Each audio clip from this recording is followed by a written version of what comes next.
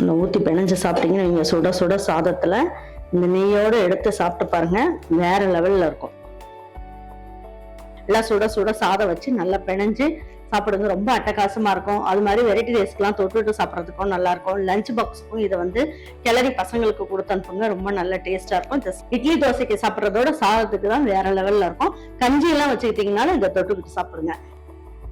வெந்தயக்கீரையை மட்டும் போட்டு நம்ம செய்யும் போது இந்த வெந்தயக்கீரையோட பச்சை மனம் உங்களுக்கு வரும். அந்த மாதிரி இல்லாம நல்ல ஒரு மனத்தோட இருக்கணும் அப்படின்னா, நல்ல ஒரு மனத்தோட இருக்கணும் அப்படின்னா நம்ம வந்து கருவேப்பிலை, கொத்தமல்லி இதெல்லாம் சேர்த்து இன்னும் கூடுதல் சுவையை ஏற்றி நம்ம வந்து வீட்டுல இருக்கவங்களுக்கு துவையெல்லாம் செஞ்சு கொடுக்கலாம். ரொம்ப அட்டகாசமா இருக்கும். வாங்க எப்படி செய்யலான்றத வீடியோக்குள்ள போய் பார்க்கலாம். இன்னைக்கு வெந்தயக்கீரை வந்து ஒரு கட்டு அளவுக்கு கிடைச்சது, நல்லா ஃப்ரெஷ்ஷா இருக்கு பாருங்க. நம்ம வீட்டுல வந்து இந்த வெந்தயக்கீரை இந்த மாதிரி நல்லா கிளீன் பண்ணி காய வச்சு எடுத்து வச்சிருக்க வெந்தயக்கீரையும் நம்ம கிட்ட இருக்கு. வேணுன்றவங்க வாங்கிக்கோங்க. பன்னீர் கிரேவி, சுண்டல் கிரேவி எல்லாம் போடும் போது ரொம்ப நல்லா இருக்கும். அதோடய சேர்த்து இப்ப வந்து நம்ம இதை துவையலாக செஞ்சலாம். பாருங்க, இப்போ ஒரு 3 ஸ்பூன் அளவுக்கு எண்ணெய் ஊற்றிக்கலாம். பாருங்க, ஒரு 3/4 ஸ்பூன் அளவுக்கு கடலைப்பருப்பு சேர்த்துக்கலாம். நல்ல ஒரு 1.5 ஸ்பூன் அளவுக்கு உளுந்து போட்டுக்கலாம், நல்ல ஒரு மனம் கிடைக்கும். இதுலயே ஒரு 2 பிஞ்ச் அளவுக்கு ஜீரகம், அதாவது ஒரு 1/4 ஸ்பூன் அளவுக்கு மிளகு, இதுலயே ஒரு 1/4 ஸ்பூனோட கம்மியா முழு மல்லி எல்லாம் சேர்த்துக்கலாம். சேர்த்துட்டு இது எல்லாமே நல்லா எண்ணெயிலே இப்படி பொரிச்சு எடுத்துக்குவோம். உளுந்தம்பருப்பு, கடலைப்பருப்பை நல்லா பொரிய விடணும். பொரிய விட்டு செஞ்சாதான் ரொம்ப நல்லா இருக்கும். பாருங்க, ஒரு 1/4 ஸ்பூனோட கம்மியா பெருங்காயமும் போட்டுக்கலாம். போட்டுட்டு இஞ்சி வந்து இந்த அளவுக்கு போட்டுக்கோங்க. பூண்டு வந்து சின்ன சின்னதா இருக்கிறதுனால ஒரு 10 பல்லு போடுறேன். பெருசா இருந்ததுன்னா ஒரு 4 பல்லு போடுங்க, சரியா இருக்கும்.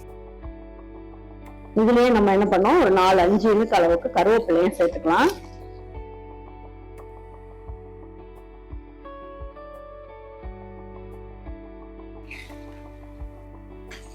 இதுல 2 கை அளவுக்கு சின்ன வெங்காயம் சேர்த்துக்கலாம்.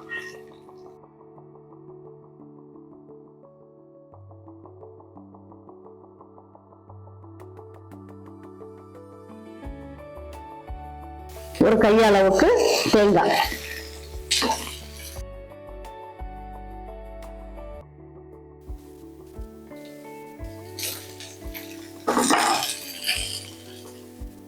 இதுலயே கொஞ்சமா மல்லி இலையும் சேர்த்துக்கலாம்.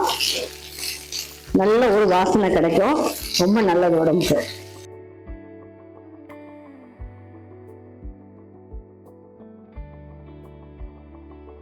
இந்த தேங்காயெல்லாம் இந்த அளவுக்கு நல்லா வதக்கிட்டோம் அப்படின்னா கெட்டே போகாது, டேஸ்ட் நல்லா இருக்கும். இப்போ நம்ம இந்த துவையலுக்கு நம்ம வந்து என்ன பண்ணிருக்கோம், புளி சேர்க்க போறது கிடையாது. இதுக்கு ஒரு கல்லாமணி மாங்கால நம்ம வந்து என்ன பண்ணிருக்கோம், பாதி அளவுக்கு, பாதி பக்கம் இருக்கும் இல்லையா, அதை மட்டும் எடுத்துருக்கேன், பொடிப்படியா கட் பண்ணிருக்கேன். மாங்காய் போட்டதுக்கு அப்புறம் நம்ம வந்து இது ரொம்ப நேரம் வந்து வதக்கணும்னு அவசியம் இல்லை. ரொம்ப நேரம் வதக்குனீங்கன்னா மாங்காவோட ஃபிளேவர் போயிடும். சும்மா லேசா ஒரு வாட்டி லேசா அப்படி திருப்பி விட்டு எடுத்துடலாம். தேவையான அளவுக்கு உப்பு போட்டுக்குவோம்.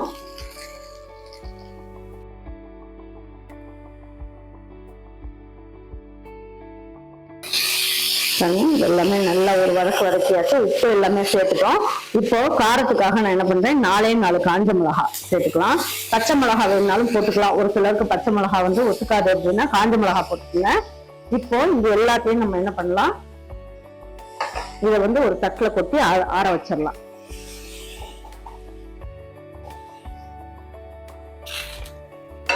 கொட்டி ஆற வைக்கலாம். இது கொஞ்சம் நேரம் ஆறட்டும். பாருங்க, இதுல வந்து ஒரு 2 ஸ்பூன் அளவுக்கு எண்ணெய் ஊற்றிக்குவோம். நல்லெண்ணெய் ஊற்றிக்குங்க, நல்லெண்ணெய் ரொம்ப உடம்புக்கு நல்லது. பாருங்க, ஒரு கட்டு கீரையில நம்ம வந்து என்ன பண்ணலாம், நல்லா ஆஞ்சி வச்சிருக்கேன், இது எல்லாத்தையுமே போட்டுடலாம். வேர் பகுதியை மட்டும் எடுத்துட்டு அப்படியே போட்டு வதக்கிடலாம். இதை வதக்கும் போது ஒரு நல்ல ஒரு வாசம் சூப்பரா வருது.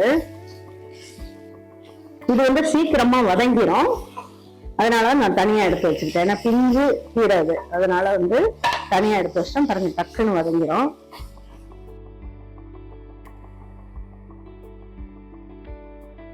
எவ்வளவு கீரை இருந்தது, நம்ம வதக்கணும்னு நல்லா சுருண்டுருச்சு பாருங்க. இது அப்படியே வதங்கட்டும். இப்ப வந்து என்ன பண்ணலாம், இதெல்லாம் எடுத்து அப்படியே அரைக்க போட்டுடலாம்.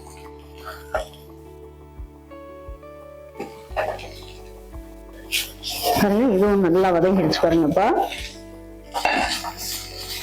இந்த அளவுக்கு வதங்கினா போதும். இப்போ ஸ்டவ் ஆஃப் பண்ணிட்டு இதையும் இதுல சேர்த்துடலாம்.